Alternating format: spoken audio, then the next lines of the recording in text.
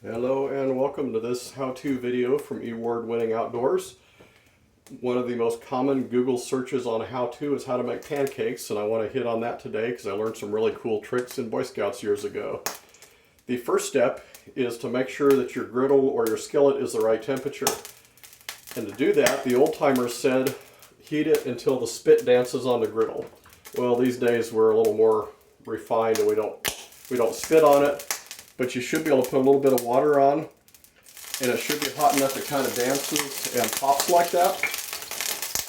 If it slowly boils, it's not hot enough, and if it just instantly vaporizes, it's too hot. You can hear it sizzling and popping and kind of dancing around. So that's just about right. And I'm going to dump my batter on. The second trick is you got to have a good flipper. I like one that's metal and has a pretty thin leading edge, so when you do get ready to flip your pancake, you don't tear it up. The next thing is you gotta wait until the right time to flip it. If you try to flip it too soon, you just tear it up, and if you wait too long, you get a piece of leather that's not worth eating. By having the right skillet temperature and waiting the right amount of time to flip it, you should get a pancake that's done just right all the way through. So as the pancake cooks, and I don't know how well it will show up on the video, so I'll describe it in case it's not real clear, you'll start to see some bubbles form, and that's basically the water in the batter is boiling off. And as water boils, it creates bubbles, of course.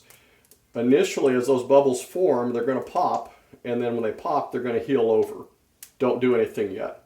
The big trick on getting the right doneness on your pancake is to wait until those bubbles pop, and pretty consistently across the pancake. As they pop, they don't heal back up. So we'll give this one just a moment or two here to get to that point. On this edge away from the camera, I can start to see a little bit of golden brown showing up. It would be tempting at this point to want to flip it, but you're going to wind up with a mess. It's just not ready yet. Now I'm starting to see some bubbles pop. A few of them aren't healing up yet. They're staying open. That means we're getting pretty close, but not quite. There one popped and it went ahead and sealed back over, so we're not quite there, but almost.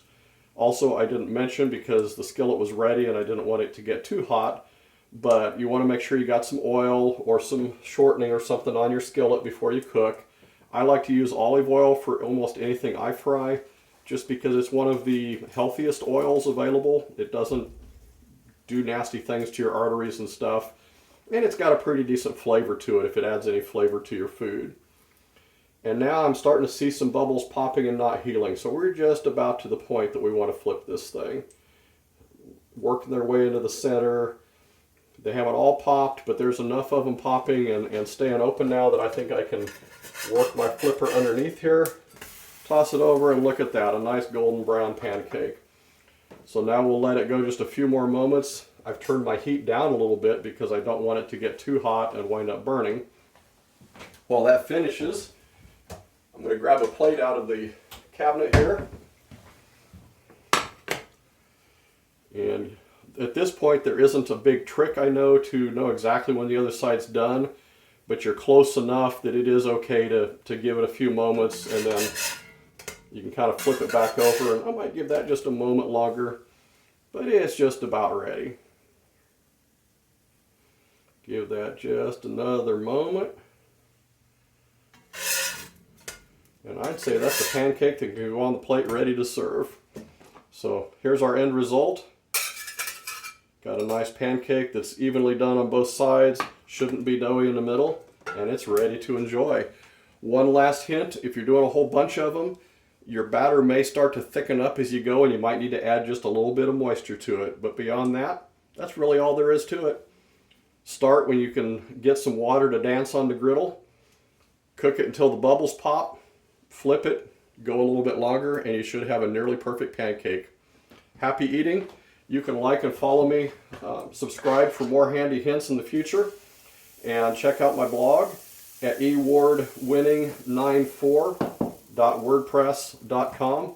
You can like and subscribe there and get all kinds of information on outdoor activities, travels, hunting, fishing, camping, RV life, home repairs, and even the occasional cooking hint like this one.